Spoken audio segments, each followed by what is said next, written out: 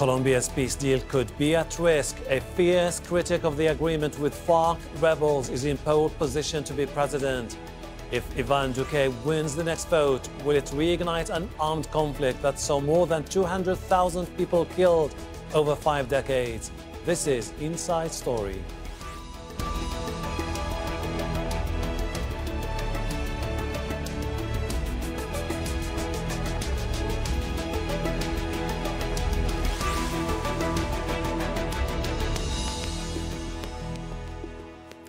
Hello and welcome to the program. I'm Hashem Ahelbarra.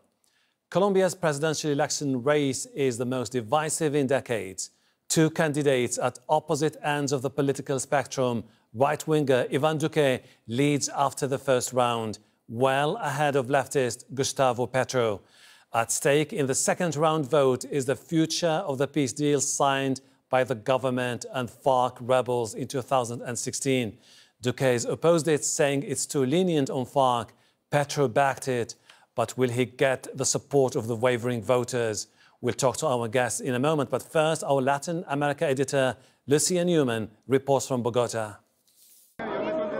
Conservative candidate Ivan Duque came in ahead in the first round with 39% of the votes, supported by Colombians who want to modify a historic peace accord with FARC rebels, which many see as a reward for terrorists. Because I am sure hope supersedes class hatred.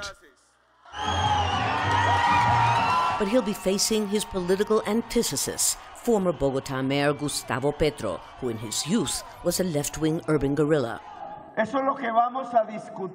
This is what we're going to talk about at the ballot boxes in 15 days. It's a return to violence, or it's building an era of peace. Petro supporters believe he can deliver on the promise of health, education, and social justice for millions of disenfranchised Colombians in what is one of the world's most socially unequal countries.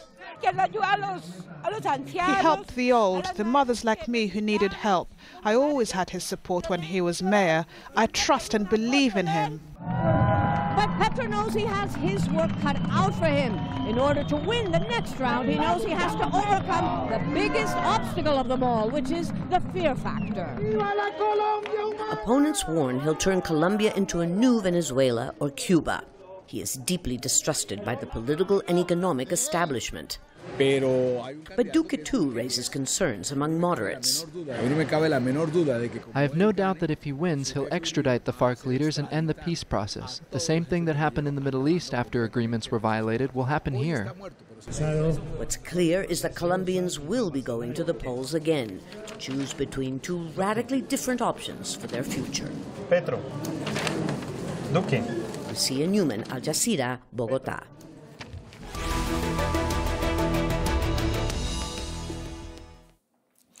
The 2016 deal was originally rejected in a referendum, but the Colombian government managed to hammer out a revised version that includes the following main points. FARC moves an estimated 7,000 fighters from its hideouts in the mountains into disarmament camps set up by the United Nations. FARC will then become a political party, its weapons melted down to build 3 peace monuments.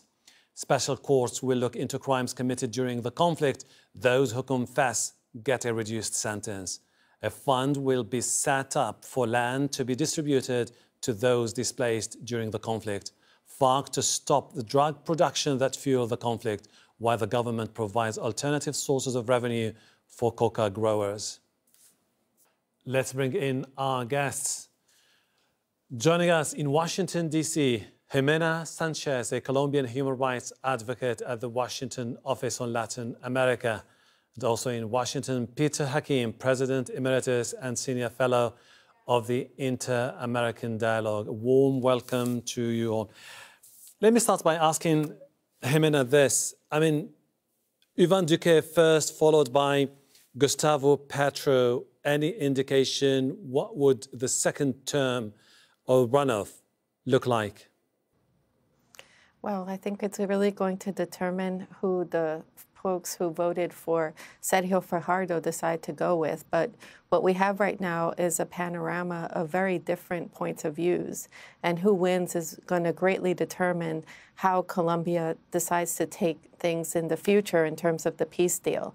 We know that Evon Duque has stated that while he will follow through with the peace accord, he plans to make some major reforms in it. He's also planning to unify the judicial system in Colombia, which would greatly undermine the special jurisdiction for peace. While Gustavo Petro is more than likely to continue in the same vein when it comes to the issue of the peace process. Peter, why does Ivan Duque looks like the man likely to secure a comfortable win in the runoff? I think you're right. I think that Ivan Duque is going to very likely win this runoff. I find it hard to imagine that Petro is going to gain even a majority of those that didn't vote for him in the first round. I think that majority will go to Duque, plus his 40% already in the polls. I think he has a comfortable route to victory. And the reason is simple. People are looking for somebody who can begin to manage a terribly difficult situation. And Gustavo Petro is much more of an ideological figure, a person who is not known for his managerial, for his governing capabilities. He was mayor of Bogota, had some run-ins there. Ivan Duque looks like the more steady hand. Now, the question I think that everyone now has in mind is basically what's next for the peace deal with the FARC if Duque wins. Gimena, do you think that Duque would scrap the deal if he becomes president of Colombia? I don't think he'll explicitly scrap the deal because the international community has made it very clear that they want the peace process to move forward. However, he can seriously take actions that undermine it. One of them would be changing the transitional justice component of it, including doing through constitutional amendments, taking out the 10 seats that the FARC has in the Congress, and also taking a very hardline approach on the drug policy issues, which the drug party, the Accord, basically tried to find alternatives to a more fumigation and security-led approach to addressing the coca issues. So I think that those two things would be very different. He can also decide just not to put his political will and resources behind the Accord, and that would, in essence, basically weaken it. The reason why I'm asking this, and I'm asking the same question to Peter, you have someone who has the backing of Alvaro Uribe, of the conservative establishment, many people who are very skeptical of the landmark 2016 peace deal. Do you think that Duque would seize the opportunity and say the deal is a turned chapter? My view is somewhat different.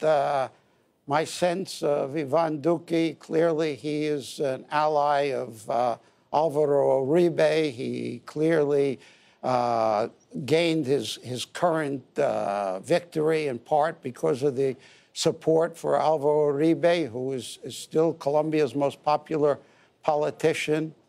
My guess, however, is that the problem is not in whether he's going to change or not the peace accord. The question is, how is the peace accord going to be managed? Juan Manuel Santos made a great advance. He made great accomplishment in getting the peace treaty signed, getting the FARC to disarm, or most of the FARC to disarm. But the fact is he now has an approval rating of 14% in the polls, which largely comes from his poor management, poor implementation of the peace agreement. There's just so much undone in the peace agreement. My own guess is that Ivan Duque is going to be more likely to try and begin to manage this in a way that moves the process along, that begins to resettle those people that had to flee the violence, that begins to deal with the criminality that has crept into areas that were managed by the FARC. There needs to be a huge infrastructure to begin to create an economy in much of that region. And then you're going to have the Venezuelans who are fleeing from Venezuela, who are in Colombia in large numbers. I mean, there's a tremendous management task. Gimena, I mean, Duque has been concerned about 2 points in particular, what he described as a leniency towards those who committed atrocities, and also the land reform. But what would be the reaction of the FARC leaders if they sense that Duque is trying to undermine the deal? Well, I think that precisely if we looked at who the majority of the folks voted for Gustavo Petro, those are the very areas of the country, especially the Pacific Coast and La Guajira, of folks that have been hardest hit by the conflict. Those are the folks that basically voted yes on the peace referendum. And for them, implementing the peace deal doesn't mean just large-scale infrastructure projects or having a better management, but actually getting the state into those areas to meet their basic needs and services. And for the cocoa farmers, more than anything, that means having opportunities to be able to do something else. I'm not too certain that Evon Duque perception of the economy is in that direction. I think his perception of the economy is more to do more of the same and to think more in terms of transnationally and commercial interests that cross Colombia's borders and less the rural areas where that is most needed. Okay, although Duque remains a leading candidate now, according to the latest polls, but however, Petro still stands a chance. And this is why I'd like to ask the question to Mr. Hakim. What if Petro decides to strike a deal with Sergio Fajardo? Would that change things on the ground? I'm not sure. They are very compatible with one another.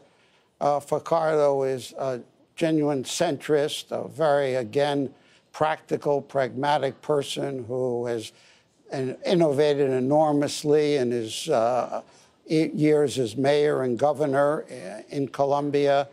And my guess is that there's no real basis. Fajardo just won't go along with sort of the ideological persuasions, the ideological basis of Gustavo Petro. Gimena, we're talking about someone, about Petro, who has been a former guerrilla fighter. Is there a chance for himself to reinvent his political identity now, strike a deal with Sergio Fajardo, reach out to the swing voters? Could that pave the way for him to stand a solid chance to win the election? I think that's highly unlikely, and I agree with Mr. Hakim that I don't think Fajardo and his coalition is going to change radically what their positioning has been. No, I think he's going to probably continue with the same vein of trying to convince people of his human Colombia and of more social issues and that kind of thing. But I don't think that beyond perhaps taking on the issue of corruption a bit further, that he's going to make radical changes to his campaign. Peter, now Duque is going to face many challenges if he gets the votes, which basically maintaining the peace deal, but we also need to talk a little bit about economy. There are many issues which are now triggering massive concerns among the Colombians. Implementing taxes, reducing taxes on companies, the man is seen as more towards mining, explorations in the country. Is he likely to bring back a solid economy that could answer some of the concerns of the Colombian people? Well, my own sense is that first of all, Colombia is doing somewhat better this year, the past few months, than it had been, and there's some sense of optimism, at least among some of the analysts on Colombia's economy. The task is immense for not only for Colombia, but for most of the rest of Latin America at this point. and it faces challenges from within. And of course, the Venezuelan refugees are not going to be a simple problem to resolve. Ivan Duque does have quite a bit of experience. I think that Gimena is right. The government does have to get very deeply involved in these rural areas which have been ungoverned for many, many years. Land ownership is in disarray, titles to land, criminality, and the only solution to all that is to involve the government. And I would be surprised, given Evon Duque's history in politics and at the Inter-American Development Bank, that he doesn't know that and won't find a very talented team of people to begin to work on that problem. But it's really implementing and setting a basis for a real economy, a safer part of the country. Colombia is basically in a very messy situation at this point. And okay, Gimena, Duque has been campaigning on a platform of a market-friendly economics. But if you look at the results of the first round of the election, there's also some discontent among people who believe that openness towards mining, big companies is undermining the basic tenets of the Colombian economies. Isn't this something that could pose some challenges for Duque as he tries to win the hearts and minds of the poor community? Yes, I think that he's going to face major challenges in the Pacific region, the Northern Caribbean region, and La Guajira. I mean, La Guajira is all carbon mining, and it's a situation where you have indigenous children dying of malnutrition because of poor distribution of water, as well as other natural causes. In the Pacific region, for example, just last year, in the most important port for Colombia, the one that's for 60% exports and imports, the port of Buenaventura, the people of Buenaventura basically shut it down in a Pacific civic strike for 22 days. Why? Because all of the FTAs that were assigned by Colombia have been doing great in generating more income for the national companies and for investors and multinationals. But we see that the people actually living there, the 500,000 of them, don't even have access to potable water.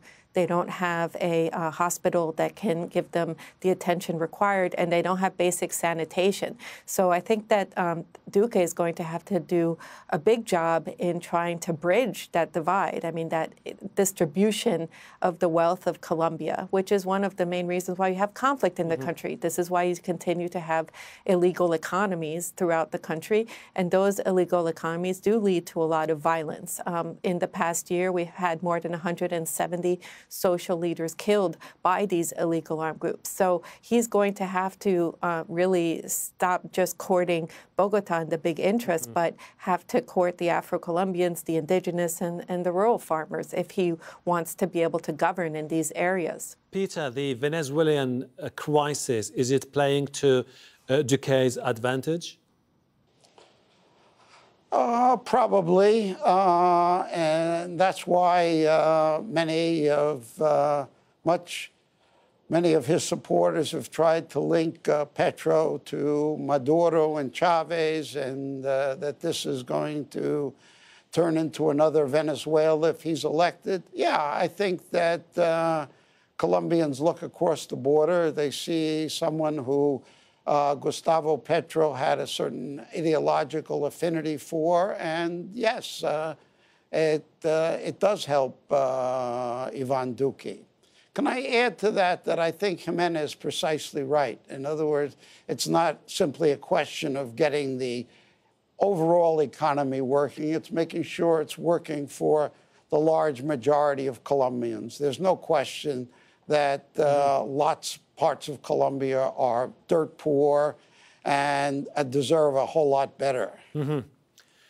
Gimena, are we likely to see Duque trying to pursue the same policies followed by his, carried out by his predecessor, particularly when it comes to signing deals with other guerrilla groups, particularly the ELN? I think that in the case of the dialogues with the ELN, the patience in Colombia has really run out.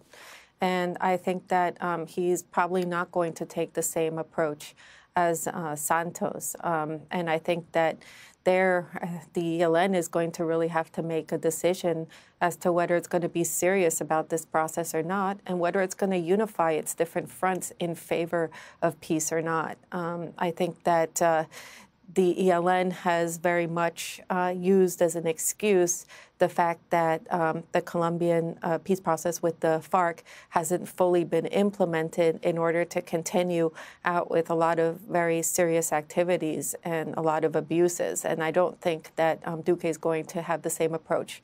So I think that we may see some changes there. It's also worth mentioning that there's another group, the EPL, which is also on the border with Venezuela and very much involved in narco trafficking. This group, which was several years ago thought to basically be done, has really been growing in strength. And that's also a threat to Colombian stability, especially in the border region with all of the dynamics taking place with the migration and the insecurity along there. Peter, you have the leadership of the FARC, which is saying that basically the government is backtracking on the promises it made in the past. Duque is braced to become next president. He seems to be willing to pursue a very aggressive agenda. The ELN could be very skeptical about what could happen in the near future. Is Colombia moving towards further violence and instability? Well, I think that first, the peace treaty was an enormous step forward. Whether you agree with the details of the peace treaty or not, I think one has to recognize, and I think whoever is president of Colombia has to recognize that they have to now operate within the peace treaty. In other words, it would be absolutely nuts to sort of break the treaty and give the FARC back their guns and let's start fighting again. The peace treaty is an enormously big step, and I think that the ELN has no support in the country whatsoever. They're looked on as a bunch of thugs, and they can either accept an agreement or essentially they will be pushed further and further out and be destroyed. Gimena, talking about the rural areas where the expectations among the poor communities are high in terms of land reform, infrastructure, social development programs, where can the next president of Colombia get enough funding and budget to implement those programs that are seen as crucial for stability of the country? Well, Colombia is a middle-income country. Colombia is not a poor country. It's a matter of distribution. But for a lot of these areas, especially if we're talking about the Pacific Coast, you really need to get at the issue of corruption as well, because mismanagement, corruption has gone a long way in getting rid of the budgets that were there and has led to state intervention in places like the Chocó and so forth. So I think that transparency and corruption need to be the top of the agenda first before you even start asking for more loans or even upping the budgets. And then secondly, I think there needs to be more reaching out to the traditional authorities, and that, I mean, the ethnic groups, the Afro-Colombian and indigenous groups that feel that they have never been part of any of these economies. They feel that it's always been outsiders coming in and taking their resources and doing everything without taking them into account. I think that there needs to be a negotiation like the one that took place during the peace agreement, where you have an ethnic chapter that gives credibility to these authorities and brings them in basically for the economic projects throughout these areas if you want them to succeed and if you really want to get buy-in from those communities. Gimena Sanchez, Peter, Hakim, thank you very much indeed for your time and contribution to the program. And thank you too for watching. You can see the program again anytime by visiting our website, aljazeera.com. For further discussion, go to our Facebook page. That's facebook.com/AJ Inside Story. You can also join the conversation on Twitter. Our handle is @AJ Inside Story. From me, Hashem, Ahelbarra, and the whole team here, bye for now.